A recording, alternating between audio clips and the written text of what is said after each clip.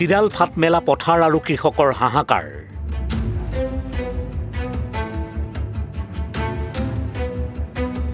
ব্যাপক ধন আবণ্টনৰ পাছতো উপযুক্ত জলসিঞ্চনৰ ব্যৱস্থাই নাই পথাৰত।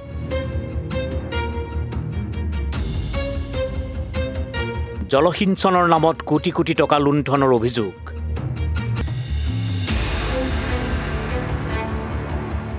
প্ৰখৰ ৰ'দ আৰু অনাবৃষ্টিৰ ফলত চিৰাল ফাট মেলা পথাৰত কৃষকে ৰুব পৰা নাই ভূঁই।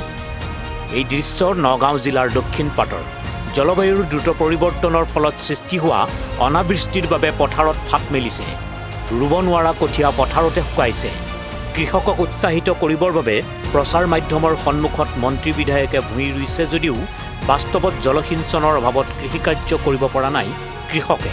কেৱল মাত্ৰ আঁচনিৰ ঢাক ঢোল কোবোৱা মন্ত্ৰী আমোলাৰ প্ৰতিশ্ৰুতি হৈ পৰিছে অসাৰ।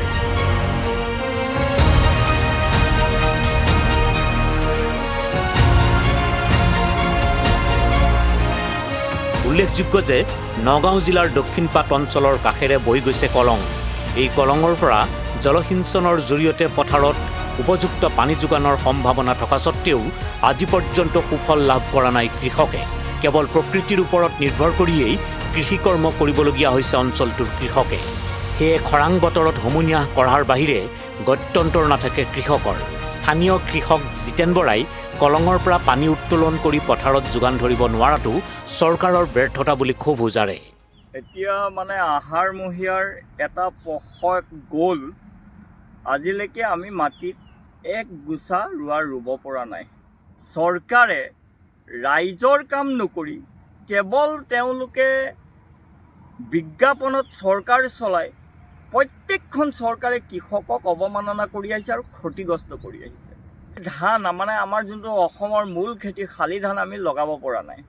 অথচ মোৰ পৰা 100 মিটাৰ আঁতৰত এখন কলং আছে, 50 মিটাৰ আঁতৰত এটা জলাশয় আছে। তাৰ পৰা পানীকণ উত্তোলন কৰি পেলাই কৃষকক দিব নোৱাৰাটো সকলোতকৈ ডাঙৰ ব্যৰ্থতা এই চৰকাৰখনৰ। যুৱমন্ত্ৰী পীযুষ হাজৰিকা ডাঙৰীয়াই এই বিভাগটো লৈছে। আমি দৃষ্টি নিবদ্ধ ৰাখিম যে তেওঁ এই ব্যৱস্থাৰ লগত কেনেকৈ জড়িত হয়। আপোনালোক সকলোৱে জানে যে 80ৰ পৰা 90% কৃষক নগাঁও জিলাৰ মুঠ জনসংখ্যাৰ পৰা তেওঁলোক জড়িত। আৰু কৃষি কতৰাই যদি তেওঁলোকে কিবা ডেভেলপমেণ্টৰ কথা ভাবিছে তেনেহ'লে তেওঁলোকে মূৰ্খৰ স্বৰ্গত বাস কৰিব। অনুৰূপ পৰিস্থিতি গোলাঘাট জিলাতো। পানীৰ অভাৱত খেতি কৰিব পৰা নাই কৃষকে।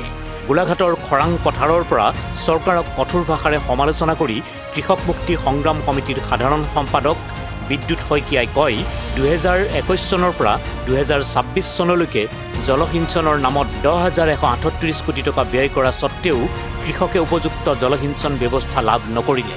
তেওঁ জলসিঞ্চনৰ অভাৱৰ বাবেই পথাৰ চনে থকা বুলি অভিযোগ কৰিছে। জলসিঞ্চন বিভাগৰ তেওঁৰ কাৰ্যকালত 2021 চনৰ পৰা 26 চনলৈকে মুঠ 10,138 কোটি টকা পথাৰত পানী দিয়াৰ নামত আবণ্টন জনোৱা হৈছে। 10,138 কোটি টকা। এবাৰ আপোনালোকে কল্পনা কৰক সেই টকা ক'ত গ'ল। অশোক সিংঘাল ডাঙৰীয়াই যোৱা 5 বছৰত 10% কৃষিভূমিত পানী যোগান ধৰিব নোৱাৰিলে। প্ৰধানমন্ত্ৰী কৃষি সন্মান যোজনাৰ নামত মাজে মাজে 2,000 টকাকৈ কৃষকসকলক দিয়া হয়, কিন্তু আজি বীজৰ যোগান নাই। ট্ৰেক্টৰৰ ডিজেলৰ দাম বৃদ্ধি, ট্ৰেক্টৰৰ দাম বৃদ্ধি, সাৰৰ নাটনি, এই আটাইবিলাকৰ মাজত কৃষকসকলে খেতি কৰিব আগবাঢ়িছে। বেংকৰ ফালৰ পৰা পৰ্যাপ্ত কৃষি ঋণো যোগান ধৰা নহয়। কৃষি ঋণ লোৱাৰ পিছত খৰাঙত এনেকৈ অনিষ্ট হোৱাৰ পিছতো কৃষকৰ ঋণ ৰেহাই দিয়া নহয়। উল্লেখযোগ্য যে ৰাজ্যৰ জলসিঞ্চন বিভাগ আৰু কৃষি বিভাগৰ সমন্বয়হীনতাৰ বাবেই বিগত সময়ত অসমৰ কৃষিক্ষেত্ৰৰ উন্নয়ন হোৱা নাই। বহু সময়ত জলসিঞ্চন বিভাগে ক'ত জলসিঞ্চনৰ ব্যৱস্থা কৰিছে কৃষি বিভাগেই জ্ঞাত নহয়।